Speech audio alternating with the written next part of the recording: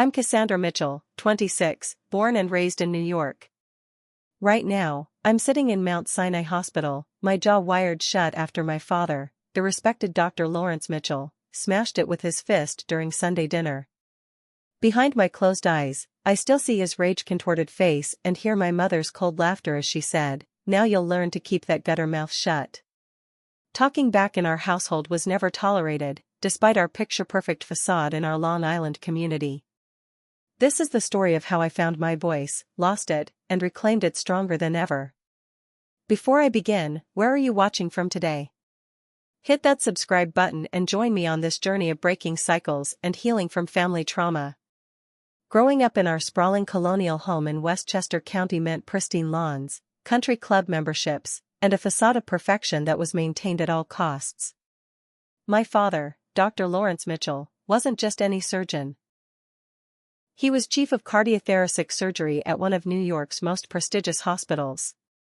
His reputation for precision and excellence extended into our home life, where anything less than perfection was unacceptable. My mother, Diane Mitchell, complimented his authority with her own brand of enforced perfection. A former beauty queen turned socialite, she orchestrated our family image with the same meticulous attention she gave to planning charity galas. Her smile never reached her eyes when cameras weren't around. I first learned about appropriate speech at age 6.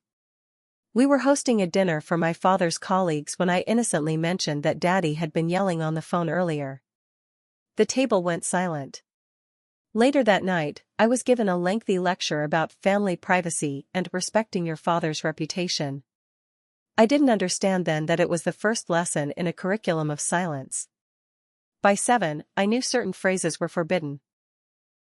That's not fair, why do I have to, and especially no.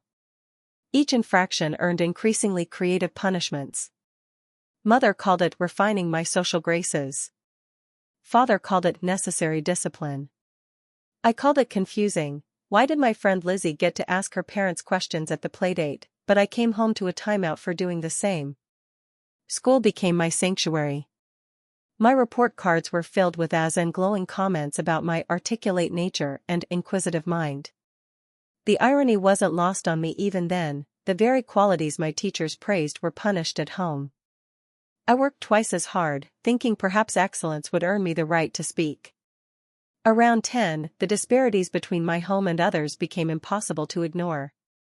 During a sleepover at my friend Katie's house, I watched in amazement as she debated with her father about bedtime. There was no tension, no fear, just discussion that ended in compromise. When I returned home, I carried this revelation like a dangerous secret. Why can't we discuss things like Katie's family? I asked Mother while she arranged flowers one afternoon. Her hand stilled. Every family is different, Cassandra. The Harisas allow too much familiarity. Children need structure and respect for authority. That evening at dinner, emboldened by what I'd seen, I questioned why Timothy, my younger brother by 3 years, had to finish his Brussels sprouts when father himself hadn't touched his. The slap came so quickly I didn't see it coming. My cheek burned as my father's voice cut through the ringing in my ears. This is not a democracy, Cassandra. You don't question me in my house. Mother's eyes remained fixed on her plate. If you'd just be quiet, these things wouldn't happen, she whispered later while applying cold cream to my face. Timothy learned from my mistakes. 2 years younger than me, he mastered the art of invisibility. Speaking only when spoken to, agreeing always, existing in the periphery of our family's attention. His strategy worked, he rarely faced father's wrath. Sometimes I envied his adaptation, but mostly I pitied it. Even then, something in me refused to surrender my voice completely. School essays became my outlet. In 5th grade, I wrote about women's suffrage, fascinated by the silent protesters who found ways to be heard despite opposition. My teacher nominated it for a district competition. Father declined permission for me to participate, citing scheduling conflicts. I later found the certificate of recognition in the trash. At night, I practiced conversations in my head, all the things I wished I could say but couldn't. I'd lie awake planning logical arguments, anticipating counterpoints, crafting the perfect defense of my right to express thoughts. By morning, I'd have talked myself out of saying anything at all. It wasn't worth the consequences. Yet the thoughts remained, growing louder with each passing year. The contradiction between who I was expected to be at home and who I was becoming inside created a pressure that would eventually demand release.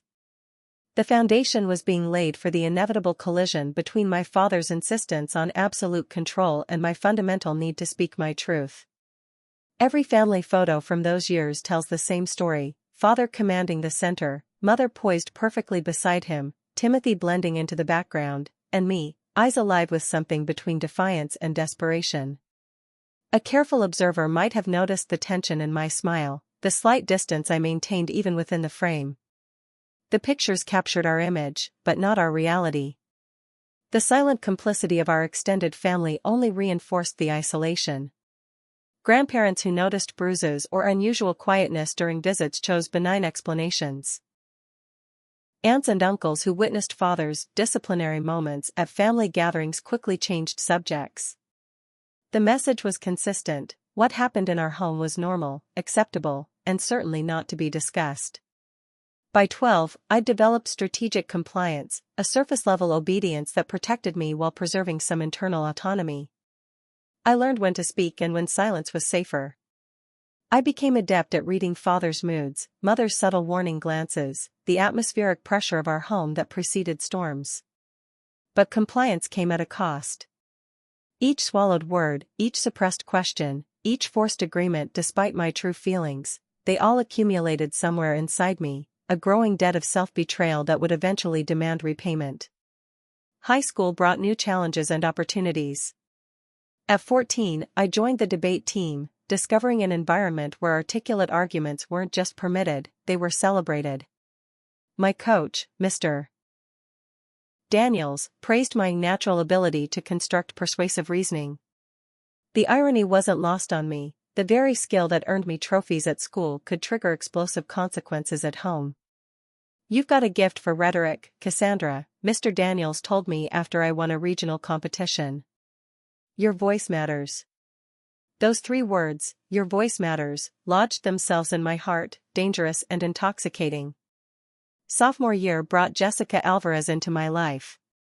Her family had recently moved from California, and her outspoken nature immediately drew me to her. Dinner at the Alvarez home was a revelation. Everyone spoke freely, interrupting, disagreeing, even arguing, without fear. Opinions weren't threats, they were contributions. Mr. Alvarez actually asked his children what they thought about current events and listened to their answers. "Your family's so quiet," Jessica remarked after spending an afternoon at my house. "It's like everyone's walking on eggshells."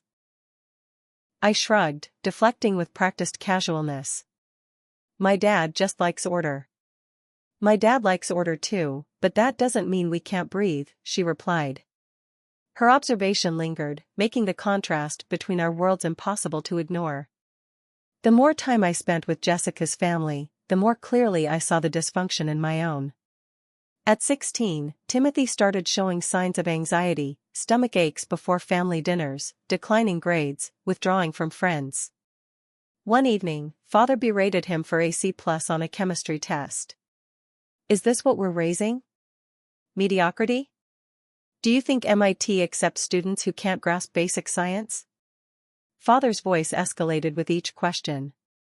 Timothy seemed to physically shrink in his chair. "He's trying his best," I interjected. The teacher even said this unit was challenging for most students. The silence that followed felt like the moment before lightning strikes. "Excuse me?" Father's attention pivoted to me, momentarily releasing Timothy from its grip. "I just mean he's working hard," I continued, heart pounding but determined. "Maybe he needs support instead of criticism." Father's laugh held no humor. "And now we have 2 experts on education in the house. When did you earn your teaching credentials, Cassandra?" "Lawrence," mother attempted, "dinner's getting cold." "No, Diane. I want to hear more about Cassandra's pedagogical theories." His sarcasm sliced through the air. "Since she clearly knows better than her father." I remained silent, the brief courage evaporating.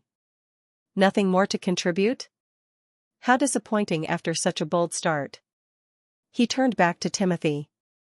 As for you, you'll study an extra hour every night until that grade improves. Later, Timothy whispered thanks as we passed in the hallway. It wasn't a victory, but the gratitude in his eyes strengthened something in me. As my junior year progressed, Father's control extended to every aspect of my life: clothing choices, that neckline is inappropriate, friendships, that Anderson girl's parents are divorcing, hardly a stable influence, and especially dating. When Kyle Matthews asked me to junior prom, Father demanded to meet him first. The interrogation was excruciating. Kyle sat stiffly on our formal living room sofa while Father questioned him about his parents' occupations, his GPA, and his intentions. When Kyle mentioned plans to study music production in college, I saw Father's judgment solidify. Cassandra will need to be home by 10, he announced, though school guidelines allowed until midnight. Dad, prom doesn't even end until 11, I protested. 10, Cassandra. Non-negotiable. After Kyle left, I confronted Father. That was humiliating. Kyle's a good person. A good person with no direction, he countered. You need to focus on college applications, not wasting time with boys pursuing pipe dreams. It's one dance. And it's my life. The argument escalated until Mother intervened. Stop being so dramatic, Cassandra. Your father only wants what's best for you. Why must you always exaggerate everything? Her gaslighting was almost worse than Father's anger, the constant undermining of my perceptions, my feelings, my reality. Psychology class became my sanctuary. Learning about family dynamics and behavioral patterns gave names to what I was experiencing: authoritarian parenting, emotional abuse, gaslighting. Knowledge was both validation and armor. I began keeping a journal, hidden inside a hollowed-out copy of Pride and Prejudice, documenting incidents and my feelings about them. Writing helps me understand my thoughts, I confided to Jessica. Sometimes I don't even know what I think until I see it on paper. My sanctuary was violated when Father found my journal during one of his room inspections. I returned from debate practice to find him in my room, journal in hand, face thunderous. Emotional terrorist, he quoted from my private writings. Narcissistic tendencies? Where did you learn this garbage? I stood frozen in the doorway as he continued reading aloud my most private thoughts, mockingly emphasizing phrases about feeling trapped and silenced. Dad, that's private, I finally managed. Nothing is private in my house, he snapped, advancing toward me. You ungrateful little. His grip on my upper arm came so suddenly I gasped. Fingers dug into my flesh with bruising force as he pulled me closer. Is this what they're teaching you?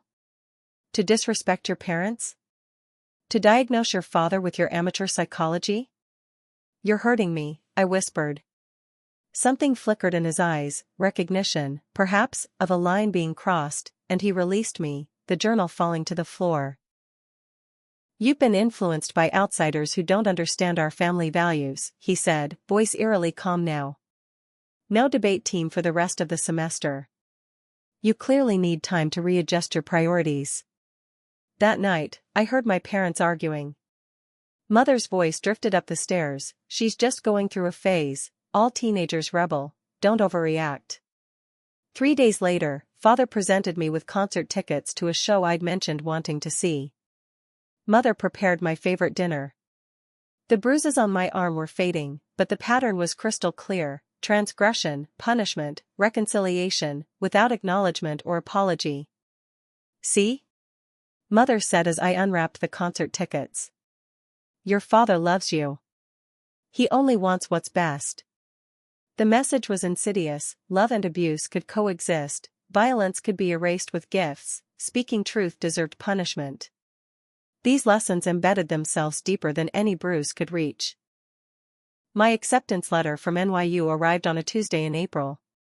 I'd applied to 7 schools, but this was the one that mattered, close enough to maintain appearances, far enough to breathe freely. Father had other plans. Columbia has a superior pre-med program, he insisted, waving my NYU letter dismissively. Or Cornell, if you're set on moving away. I'm not studying pre-med, I reminded him, the familiar tension building. I want to major in psychology. His laugh was sharp.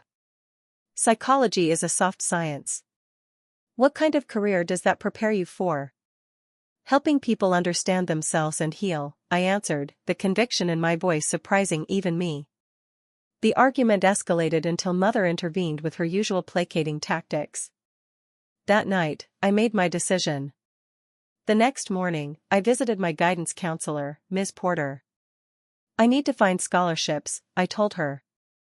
And I can't use my parents' financial information. Ms. Porter's expression revealed her understanding. She'd witnessed my father's behavior at parent-teacher conferences, seen my careful explanations for unexplained absences. There are independent student status options, she explained, though they're challenging to obtain. Let's look at merit scholarships first. Over the next 2 months, I completed 23 scholarship applications, working in the school library during lunch and after debate practice. When acceptance arrived with a substantial merit package, I secured a private student loan for the remainder without my parents' knowledge. The day I announced my decision was calculated, a Sunday dinner with my mother's sister visiting, witnesses making father's reaction more measured than it might otherwise have been. I've accepted NYU's offer, I stated during a lull in conversation. I received the Steinhardt Scholarship for Academic Excellence. Aunt Paula congratulated me enthusiastically, unaware of the current beneath the table as father's knuckles whitened around his fork. We haven't made our decision yet, he corrected, voice dangerously even. The scholarship deadline required my response, I explained, the half-truth burning my tongue. Later came the reckoning, accusations of deception, threats to withhold all financial support, mother's tears about my betrayal of family unity. But the acceptance was signed, the deposit paid, and for once, father faced a fait accompli he couldn't undo without public embarrassment.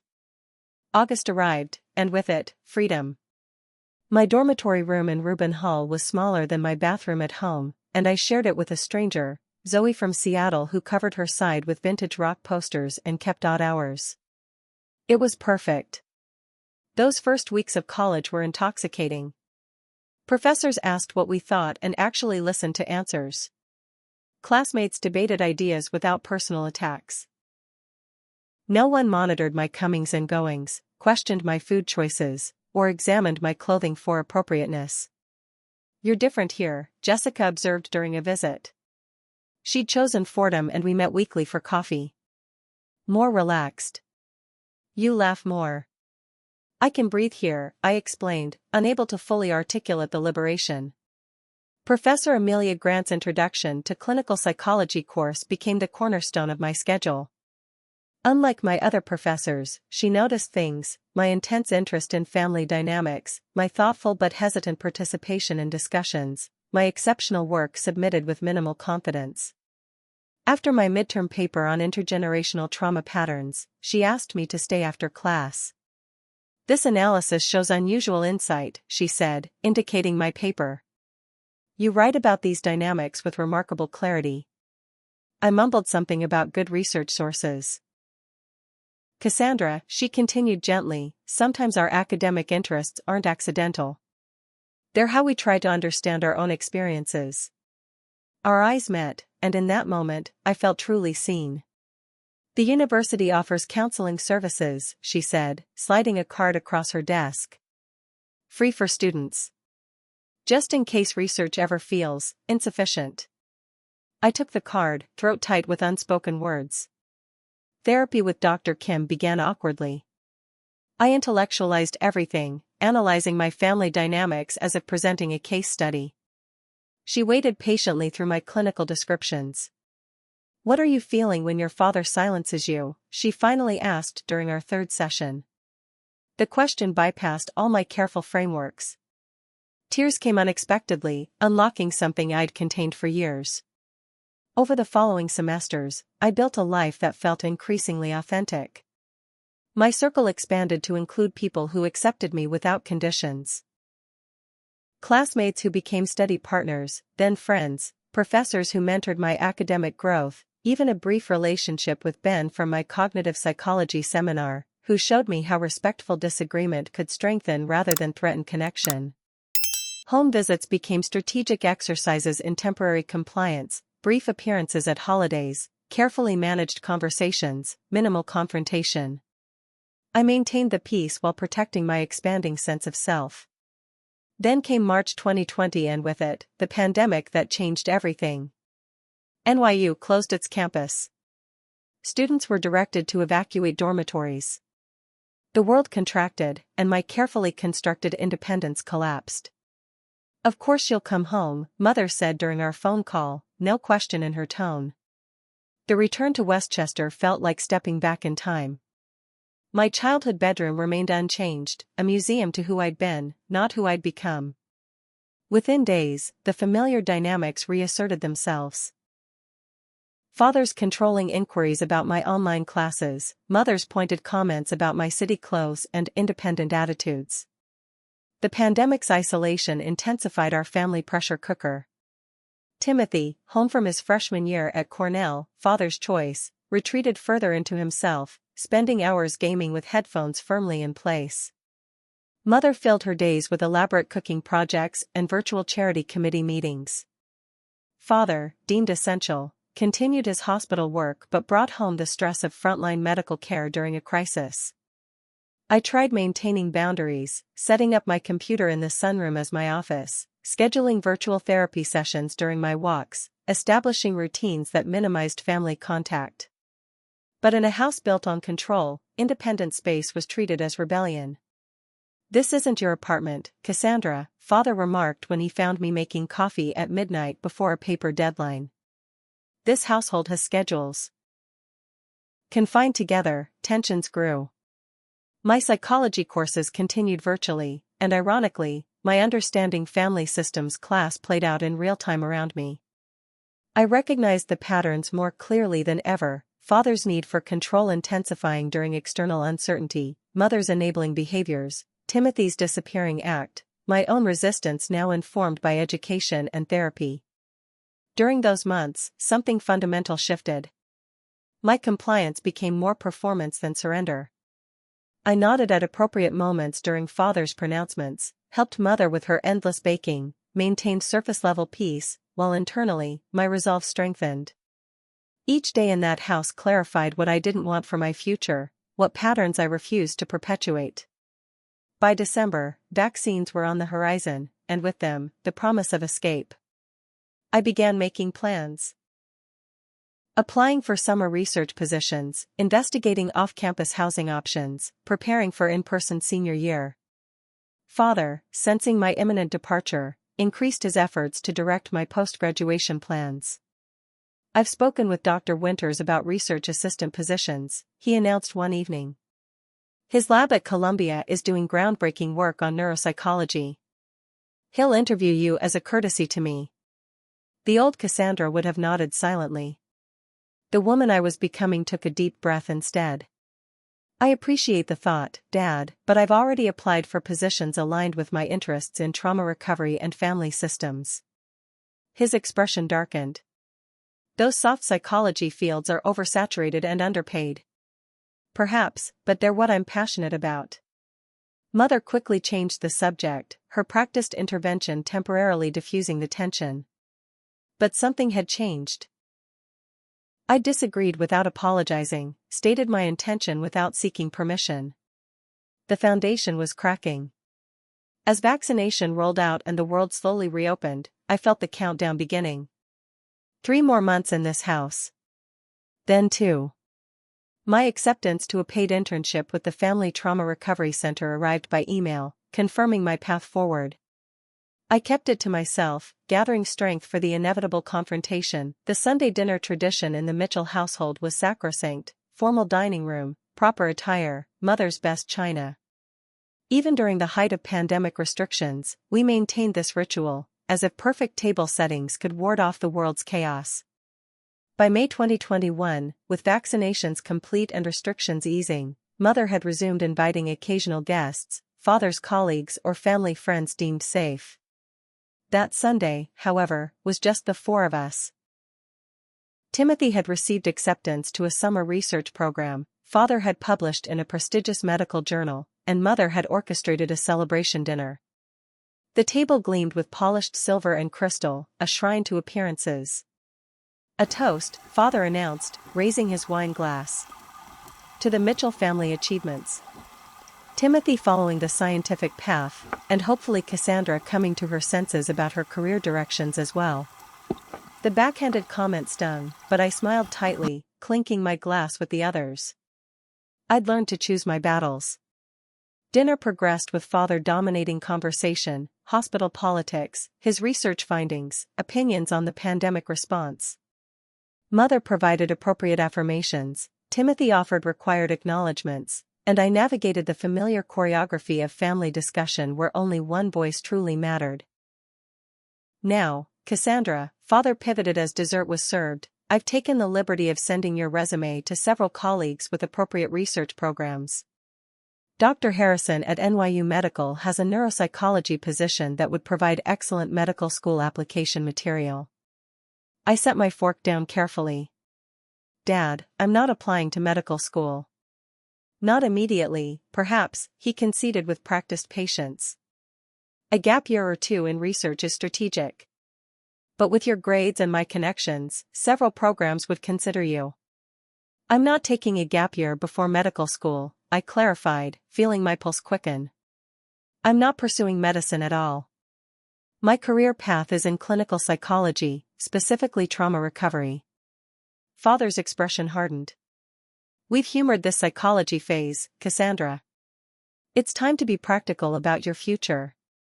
It's not a phase, I countered, voice steady despite my racing heart. I've accepted a position with the Family Trauma Recovery Center starting next month. Mother's sharp intake of breath punctuated the silence that followed. You've done what? Father's voice was dangerously quiet. I've accepted a job aligned with my career goals, I repeated. It's a paid position with benefits, working with trauma survivors. Without discussing it with your family? Mother interjected, her tone suggesting I'd announced plans to join a cult. I'm 22 years old, I replied. I've completed my degree. Professional decisions are mine to make. Father's laugh held no humor. Professional decisions? Playing therapist to troubled families is hardly a profession. It's social work dressed in academic language. The dismissal ignited something in me, not just anger at his belittling my chosen field, but recognition of the pattern. How many times had my interests, my thoughts, my very self been diminished at this table? Actually, I said, setting down my napkin, trauma recovery is vital work. Those troubled families you dismiss so easily are people dealing with exactly the kind of dynamics we've normalized in this house for years. The room temperature seemed to drop 10 degrees. What exactly are you implying? Father's voice was arctic. I'm not implying anything. I'm stating facts. Words rose from some deep, long-silenced place within me. The control, the intimidation, the emotional manipulation, they're all forms of family dysfunction. I've spent years walking on eggshells, measuring every word against potential consequences. Cassandra, that's enough, Mother warned, her eyes darting nervously to Father. No, it's not enough, I continued, years of suppressed truth finding voice. Do you know why I'm passionate about trauma recovery? Because I understand it from the inside. Because I've lived with the fear of speaking honestly in my own home. Because I've watched Timothy disappear into himself rather than risk saying the wrong thing. Timothy stared at his plate, motionless except for the slight tremor in his hands. This is absurd, Father dismissed, though a dangerous flush crept up his neck. You've been influenced by liberal professors and soft science. Our parenting provided structure and standards, something clearly lacking in your generation. Structure? Is that what we're calling it? The dam had broken, words poured out beyond my control. You don't want children, you want extensions of yourself. Anything less than perfect compliance is treated as betrayal. You ungrateful, Father began, half rising from his chair. I'm not ungrateful, I interrupted, standing to meet his gaze directly. I'm breaking the cycle. I'm choosing a different path. I'm using what I've learned growing up in this house to help others heal from similar experiences. Father stood fully now, his imposing frame tense with barely contained rage. You will not speak to me this way in my house. See? That's exactly it, I pressed, reckless with long-suppressed truth. Not let's discuss this disagreement or help me understand your perspective. Just immediate shutdown of any voice that challenges yours. Lawrence, mother attempted, her practiced mediation failing to deflect the collision course. No, Diane, he snapped. I want to hear more about how our daughter, whose education we've funded, whose opportunities we've provided, whose every advantage came from our sacrifices, I want to hear more about how we've apparently traumatized her with our terrible parenting. The sarcasm cut, but I stood my ground. This isn't about gratitude or ingratitude. It's about recognizing unhealthy patterns so they don't continue into the next generation. It's about acknowledging that love shouldn't come with the condition of silence. Enough. Father slammed his palm on the table, rattling the crystal. You will apologize for this disrespect, or you will leave this house tonight. The ultimatum hung in the air between us. 20 years of conditional acceptance, of swallowed words, of bruised arms and bruised spirit, all distilled into this moment of choice. I can't apologize for speaking truth, I said quietly. And I won't perpetuate the pretense anymore. What happened next occurred with such shocking speed that memory captures it in disjointed fragments, Father's face contorting, his movement around the table, Mother's ineffectual Lawrence, don't, the complete disbelief as his fist connected with my jaw, the explosive pain, the sound, part crack, part thud, of my body hitting the dining room floor. Through the ringing in my ears, I heard Mother's laugh, a high, nervous sound devoid of humor, followed by words that would echo in my nightmares. Now you'll learn to keep that gutter mouth shut. Timothy's face appeared in my swimming vision, his eyes wide with horror.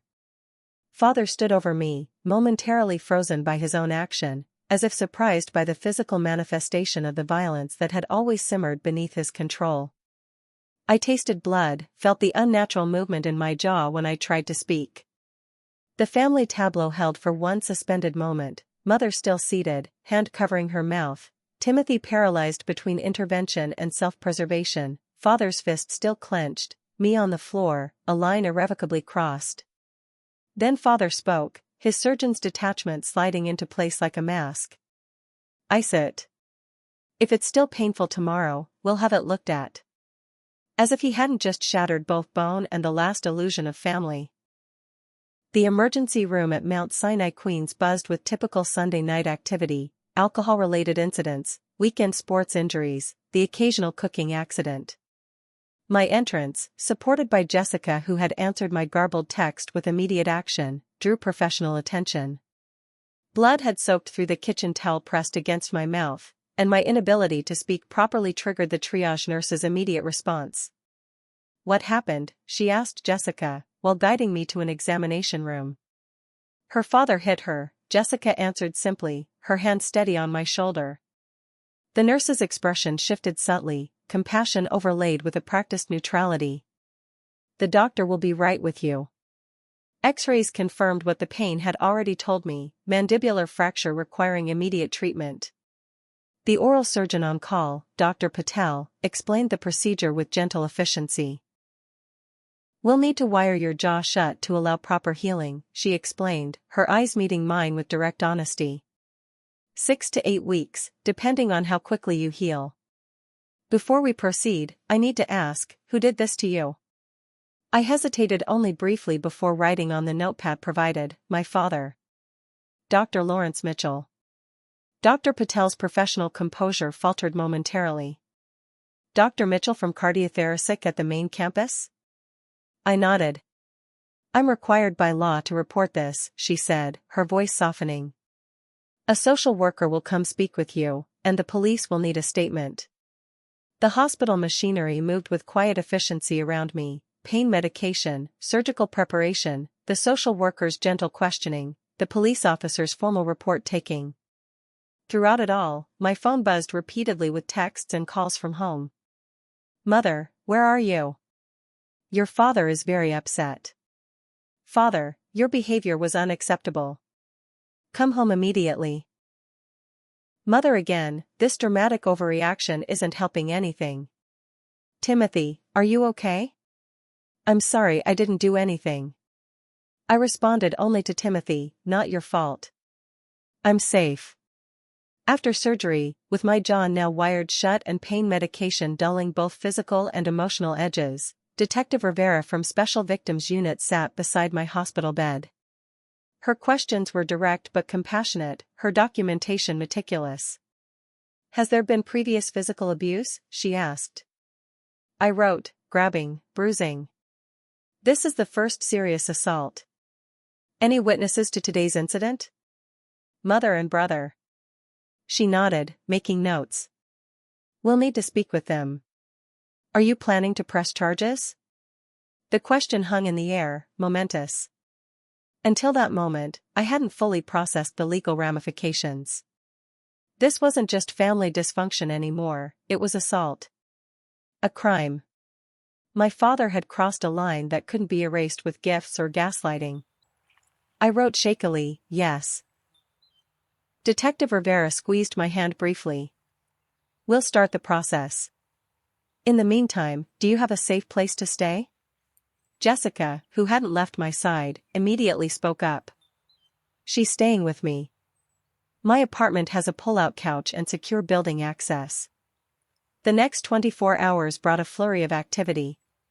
My father, leveraging hospital connections, discovered my location and tried visiting, only to be blocked by hospital security informed of the situation. Mother left tearful voicemails begging me to stop this nonsense before it damages your father's reputation. Timothy texted updates about the household chaos, along with repeated apologies for his inability to intervene. Most disturbing were the calls from family friends and my father's colleagues, people who had witnessed our perfect family facade for years, now suddenly concerned about both sides of the story and family privacy. The pressure to recant, to minimize, to protect the family image was intense and multidirectional. Through it all, Jessica remained my fiercest advocate, fielding calls, coordinating with the hospital social worker, and converting her living room into a recovery space. Professor Grant arrived the day after surgery, bringing liquid meal supplements and information about restraining orders. "The university has resources," she explained, placing a folder of documents on the bedside table. "Legal assistance, counseling, academic accommodations. You're not alone in this, Cassandra." Completing the restraining order application with a wired jaw proved challenging but necessary. My written statement detailed not just the assault but the pattern of control and emotional abuse leading to it. Each documented instance, each witnessed bruise, each text message, all became part of building a case I never imagined bringing against my own father. The physical challenges of recovery became immediately apparent. Liquid nutrition sipped through a straw. Communication reduced to writing and text messages. Sleep disrupted by pain and awkward positioning requirements. My body was literally forced into silence just as I'd finally found my voice, an irony not lost on me during long, medication-hazed nights. 5 days after the assault, father's attorney contacted me with an offer. If I dropped the charges and restraining order request, I would receive financial support through graduation and help with first apartment costs. The implied threat was clear: pursue this, and all support ends. I wrote my response on the legal pad I now carried everywhere: "I don't want his money. I want accountability." Jessica read it and smiled. "That's my girl." Timothy's support emerged gradually. First through text checking on my recovery, then with practical assistance. Arranging for my remaining belongings to be packed and delivered to Jessica's apartment while our parents were out. Finally, in a moment of courage that moved me to tears, he provided a written statement to Detective Rivera confirming my account of the assault. "Dad's furious," he texted afterward. "Mom's pretending it never happened." But I couldn't stay silent this time. The restraining order was granted 2 weeks after the incident. Father was legally required to maintain distance, prohibited from contact through any medium. Mother, not included in the order, continued her campaign of guilt and manipulation through voicemails I saved but rarely listened to. Financial reality hit hard. Father immediately cut all support, my remaining tuition balance, phone plan, health insurance. The logistics of suddenly supporting myself while physically recovering proved overwhelming until Professor Grant connected me with the university's emergency assistance program. This fund exists precisely for situations like yours, she explained as I hesitated to complete the application. Independence often comes with unexpected costs. With the fund covering my remaining tuition and Jessica's generosity providing temporary housing, I turned attention to healing, both physically and emotionally. Therapy sessions with Dr. Kim intensified, now focused on processing acute trauma alongside historical patterns. You're experiencing multiple transitions simultaneously, she observed during a particularly difficult session.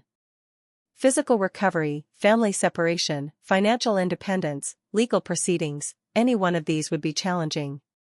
Together, they're overwhelming. Through a liquid diet and pain medication, through legal paperwork and detective interviews, through nightmares where I heard my mother's laugh as I fell to the floor, through all of it, I clung to one certainty: I couldn't go back. Whatever lay ahead, whatever challenges independence brought, return was impossible. That realization carried both grief and liberation. 6 weeks after the assault, still speaking with careful precision through partially wired jaws, I stood before Judge Martinez at the preliminary hearing. Father sat across the courtroom, somehow smaller than my memory of him, flanked by his attorney and a hospital administrator there to support a valued colleague. Mother had chosen not to attend. As the charges were read, second-degree assault, domestic violence, I watched Father's face for any sign of remorse, any acknowledgement of harm caused. I saw only the familiar mask of controlled indignation, the same expression he'd worn when questioning my college choice or career path. Nothing had changed for him. Everything had changed for me. The day the wires came off my jaw marked 8 weeks since the assault. Dr. Patel examined the healing with professional satisfaction. The bone has mended well, she noted, completing her examination. You'll need to reintroduce solid foods gradually, and there may be some residual stiffness for a few months.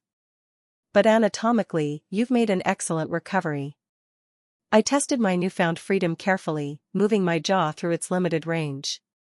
Thank you, I said aloud, the simple words feeling monumental after weeks of enforced silence.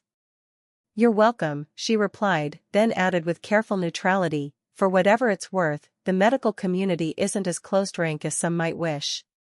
Many of us support your courage. Her comment hinted at the professional fallout my father was experiencing, whispered conversations in hospital corridors, reconsiderations of leadership positions, the subtle distancing of colleagues. His actions, so long contained within our home's walls, had finally breached his carefully constructed professional facade. Physical recovery progressed steadily, but emotional healing followed a less linear path. With Dr. Kim's guidance, I joined a support group for survivors of family abuse. The first meeting found me perched anxiously on a folding chair in a community center basement, surrounded by strangers whose experiences echoed my own in devastating ways. I never thought I'd qualify for a group like this, I admitted during my introduction. We were the perfect family on paper: successful father, dedicated mother, academic achievements, financial stability. It's taken me years to recognize the dysfunction beneath that surface. Michelle, a woman in her 30s with quiet confidence, nodded in recognition. The hardest abuse to identify is the kind that comes with all the outward trappings of success. Everyone tells you how lucky you are, while you're dying inside. Her words crystallized something I'd struggled to articulate: the particular isolation of abuse disguised as privilege. Our stories differed in details but shared the common thread of appearance versus reality, of external success masking private tyranny. The legal process ground forward with excruciating slowness. Father's attorney filed motions to dismiss, citing his exemplary reputation and my history of emotional instability, a claim supported by carefully selected therapy visits from my teenage years, accessed through his medical connections in likely violation of privacy laws. They're trying to paint you as unstable and ungrateful, my victim advocate explained during a preparation session for court testimony. It's a common tactic in family violence cases, especially when the accused has community standing. I've been preparing for this cross-examination my whole life, I replied with grim humor. Defending my reality against gaslighting is practically my native language. The district attorney handling the case, Sofia Martinez, proved unexpectedly tenacious despite initial concerns she might defer to my father's status. I don't care if he's the Surgeon General, she stated bluntly during our meeting. Assault is assault. Your jaw was broken in a documented attack with witnesses. His position makes this worse, not better. Throughout those months, support emerged from unexpected places. Father's sister, Aunt Patricia, contacted me after decades of limited family contact. I left for a reason, she revealed during our coffee meeting. What Lawrence did to you, I saw him do to others in smaller ways throughout his life. The family enabled it, excused it, normalized it. I chose distance as my protection. You're choosing something braver. Timothy's support evolved from apologetic texts to active alliance. Against our parents' explicit disapproval, he began therapy with a campus counselor, gradually unraveling his own experience as the good child who avoided conflict through invisibility. I thought I was protecting myself, he confided during one of our regular Sunday calls. But I was just choosing a different kind of damage. 3 months after the assault, I moved from Jessica's couch to my own studio apartment, a 5th-floor walk-up with questionable plumbing but gloriously mine. The Family Trauma Recovery Center position provided modest but steady income, supplemented by a weekend barista job. Financial independence meant constant calculation, tracking every expense, prioritizing needs over wants, building my first emergency fund dollar by dollar. Father's attempts at intimidation continued through intermediaries. Mutual acquaintances just checking in, family friends suggesting that family matters should remain private, even a senior doctor at my workplace making casual mention of my father's many influential connections in the nonprofit world. He's using the same playbook, I told Dr. Kim during therapy. Just at a distance now. And how does that affect you? She asked. I considered the question carefully. 6 months ago, it would have terrified me into compliance. Now it just confirms I made the right decision. That realization marked a significant turning point in my recovery, the recognition that the same behaviors that once controlled me now strengthened my resolve. Each attempted manipulation illuminated the dysfunctional patterns more clearly, reinforcing my determination to break them. The most difficult test came 5 months after the assault, when my maternal grandmother's health declined rapidly. The family gathering at her hospice bedside became complicated territory. My restraining order against father, mother's continued enabling, extended family divided in loyalties. You should be there, Jessica encouraged when I wavered. Not for them, but for your grandmother and yourself.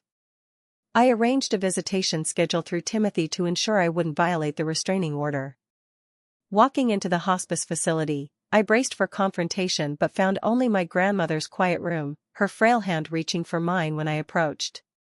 I always saw, she whispered, her voice barely audible. Never spoke. My regret.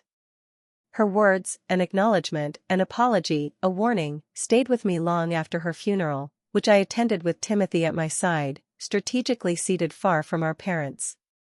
6 months after the assault, the criminal case concluded not with a dramatic trial but with a negotiated plea.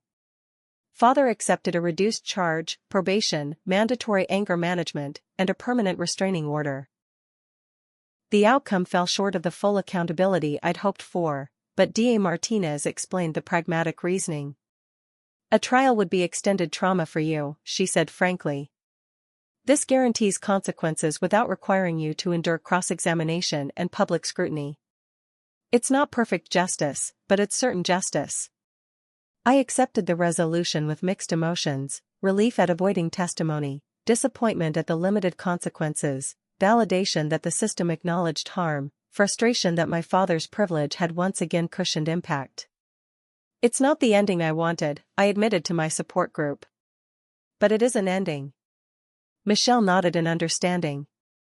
The legal system rarely gives survivors the closure we need. That's something we have to build for ourselves. Building that closure became my focus as summer turned to fall. Working with trauma survivors at the recovery center provided both purpose and perspective. Each client's story of resilience reflected aspects of my own journey. Each therapeutic tool I shared became part of my personal healing practice. Through it all, my relationship with my own voice evolved. The jaw that had been forcibly wired shut now spoke with increasing confidence, in client sessions, in team meetings, eventually in community workshops on family trauma. The painful silencing had paradoxically strengthened my commitment to authentic expression. 7 months after the assault, I declined my first family holiday invitation without guilt or justification. Instead, I joined Jessica's family celebration, bringing homemade cranberry sauce and experiencing the novel sensation of a meal without strategic silence or conversational landmines. "You seem different," Jessica's mother observed as we washed dishes afterward. "More present." "I am," I replied simply. "For the first time, I'm not mentally rehearsing everything before I speak." 1 year after my jaw was broken for talking back, I received an unexpected email from Father. The message contained no explicit apology but acknowledged regrettable actions and recognition through therapy of unacceptable behavior patterns. He requested permission to send a longer letter. I consulted with Dr. Kim before responding. "There's no right answer," she advised. "The question is what serves your healing, not his." After careful consideration, I replied with boundaries rather than rejection. "You may send one letter. I cannot promise to read it immediately or respond. This permission does not extend to Mother or alter the restraining order terms." His letter arrived a week later. 8 pages of handwritten text chronicled his own therapy journey, childhood experiences with an alcoholic father, the pressure of medical hierarchy that rewarded control and punished vulnerability. Not justifications, he clarified, but context for behaviors he was working to change. The letter ended with words I never expected to read in my father's handwriting: "I was wrong. The harm I caused is inexcusable. Your courage in standing against it shows a strength I hope someday to develop." I placed the letter in my desk drawer, neither rejecting nor embracing its content, simply acknowledging its existence as part of a complex reality. Forgiveness might come eventually, but it would be earned through consistent change, not granted through a single written declaration. Timothy's transformation paralleled my own in different ways. His quiet nature remained, but now carried thoughtfulness rather than fear. His therapy journey revealed different impacts from the same family dynamics: anxiety, perfectionism, emotional detachment. We formed a new kind of sibling relationship, united not by shared family allegiance but by mutual support in recovery. "Do you ever miss how things were?" he asked during one of our regular video calls. "I miss the illusion," I answered honestly. "The moments when it seemed like we could be the family we pretended to be. But no, I don't miss the reality." He nodded in understanding. "I keep waiting to stop feeling guilty for still talking to them while supporting you." "Your journey doesn't have to match mine," I reminded him. "We're each finding our own way through this." As the 1-year mark approached, I reflected on the transformation physical violence had catalyzed. The broken jaw had been simultaneously the worst experience of my life and the pivotal moment that forced change too long deferred. The physical pain had been excruciating but temporary. The liberation from emotional captivity was healing and permanent. My therapist suggested a ritual to mark the anniversary, not to celebrate trauma, but to acknowledge survival and transformation. I chose a simple ceremony. I buried the medical records from my jaw surgery in a small garden box, then planted wildflowers above them. Life emerging from documentation of harm felt like the perfect metaphor for the year's journey. Standing in Jessica's backyard garden, watching friends who had supported me through the hardest year of my life add water to the freshly planted seeds, I felt a fullness that transcended the trauma. My voice, once silenced by fear and then by fracture, had emerged stronger through both speaking truth and choosing when to remain silent. The power lay not in constant expression but in authentic choice, using my voice when it mattered, on my own terms. The jaw that had been broken for talking back now spoke with purpose, clarity, and freedom, the greatest rebellion against those who had tried to silence me. Exactly 400 days after my father broke my jaw for talking back, I stood before an audience of 50 mental health professionals, sharing my experience as both survivor and clinician. The conference on family trauma recovery featured specialists from across the country, and my workshop on therapeutic approaches for survivors of family violence represented both professional achievement and personal milestone. The most insidious aspect of family violence, I explained to the attentive room, is how it colonizes the victim's voice. Not just through physical silencing, but through the systematic undermining of the survivor's reality, perceptions, and right to expression. Recovery isn't just about physical healing, it's about reclaiming narrative authority over one's own life. As I spoke, I caught sight of Professor Grant in the back row, her encouraging smile acknowledging how far I'd come from that terrified student in her Introduction to Clinical Psychology course. Now a full-time clinician with my trauma recovery certification nearly complete, I had found my professional purpose precisely where my deepest wound had formed. My personal recovery journey continued alongside professional development. The rigid restraining order had evolved into more nuanced boundaries as circumstances changed. Father maintained his anger management therapy and, according to Timothy, had made genuine progress in recognizing his controlling behaviors. Mother oscillated between attempts at reconciliation and bouts of defensive justification, unable to fully acknowledge her enabling role. I maintained distance from both parents, not from unresolved anger, but from clear-eyed recognition of what interactions supported my well-being. Our contact was limited to occasional written communications and rare, carefully structured family events where Timothy served as buffer and witness.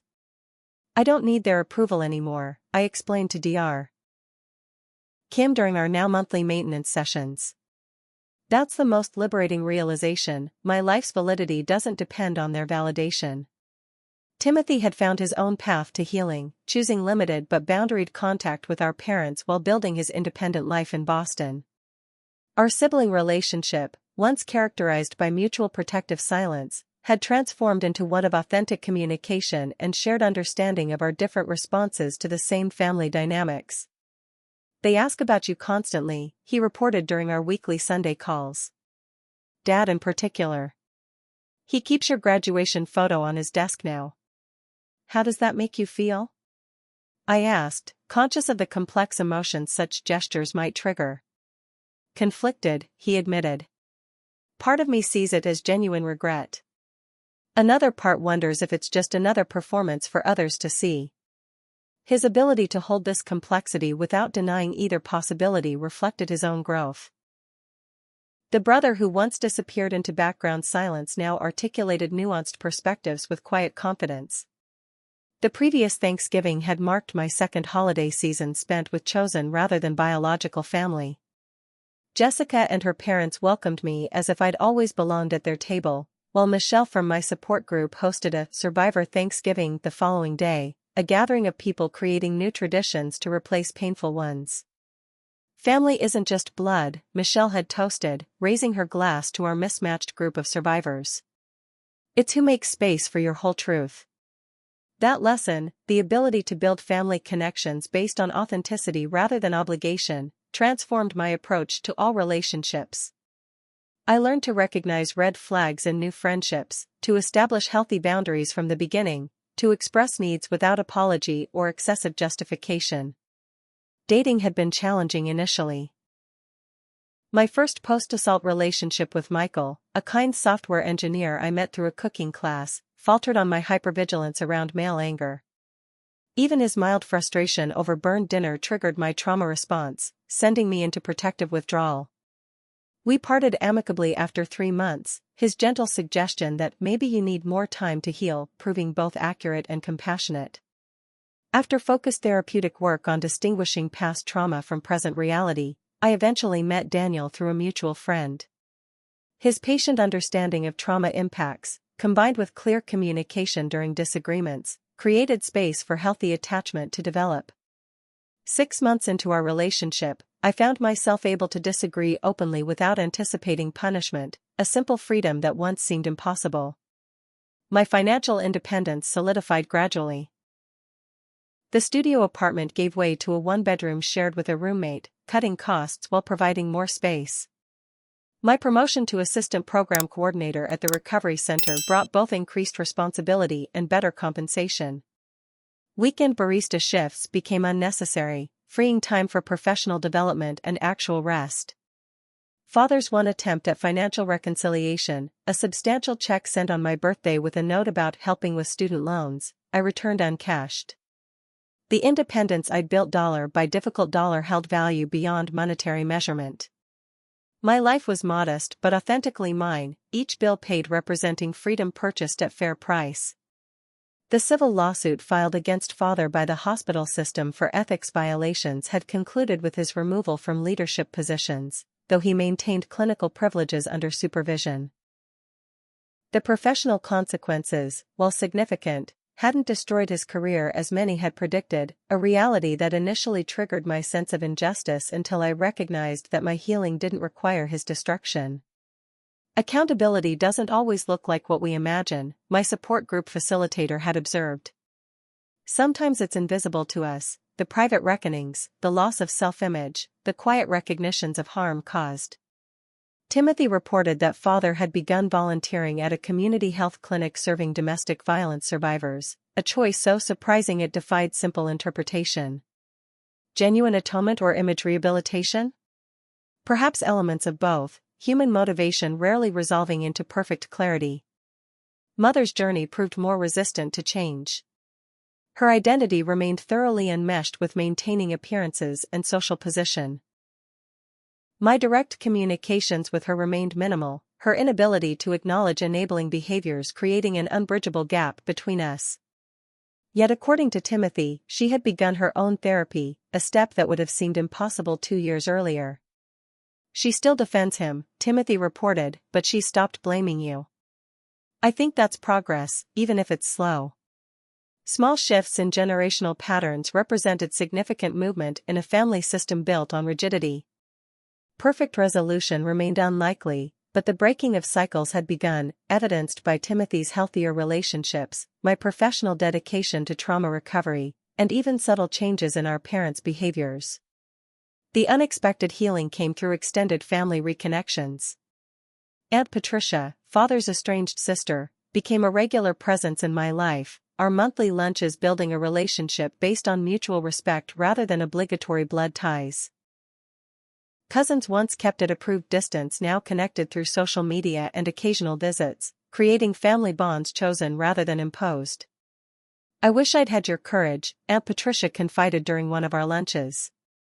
I walked away without confrontation, necessary for my survival then, but it left things unresolved. Different circumstances require different responses, I replied, understanding now that healing follows multiple valid paths. As the second anniversary of the assault approached, I made a conscious decision to reclaim the date. Rather than allowing it to remain marked by trauma, I organized a voice reclamation fundraiser for a local domestic violence shelter, featuring survivor stories and therapeutic resources. The event raised over $10,000 while creating space for shared healing, private pain transformed into community support. Standing at the podium that evening, I surveyed the gathered faces, survivors, allies, professionals, friends, and felt the full circle moment with profound clarity.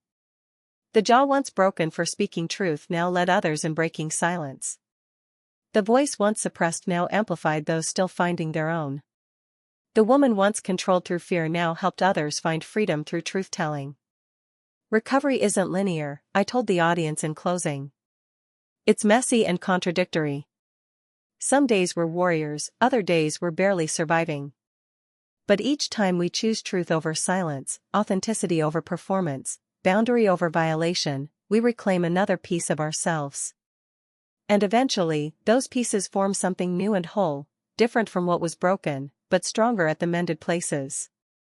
Later that evening, surrounded by chosen family and genuine connection, I realized the most profound transformation of all. the constant internal monologue questioning my right to speak had finally gone quiet. In its place resided the calm certainty that my voice, with all its imperfections, insights, strengths, and vulnerabilities, belonged unreservedly to me alone. The journey from forced silence to authentic expression continues daily. Some mornings still bring phantom pain in my healed jaw, some family events still trigger old protective responses. Recovery doesn't erase trauma but builds new pathways alongside its scars, alternative routes to move through the world with hard-won wisdom. My father broke my jaw for talking back. My mother laughed and said I'd learned to keep my gutter mouth shut. But what they never understood was that true voices can't be permanently silenced, not by violence, not by manipulation, not by fear. They may be temporarily muted, they may speak in whispers for seasons of survival, but authentic truth eventually finds expression. And when it does, that voice, tempered by suffering, strengthened by resistance, clarified by truth, becomes not a weapon but a light. Not just for personal healing, but for illuminating paths others might follow toward their own liberation. What's your story of finding your voice? Has someone ever tried to silence you, and how did you reclaim your right to speak? Share your experiences in the comments below. Your truth might be exactly what someone else needs to hear today. Don't forget to subscribe for more stories of healing and transformation, and like this video if something in my journey resonated with yours. Thank you for listening, not just to my words, but to the silence between them where healing happens. Until next time, may your voice carry the strength of everything you've survived.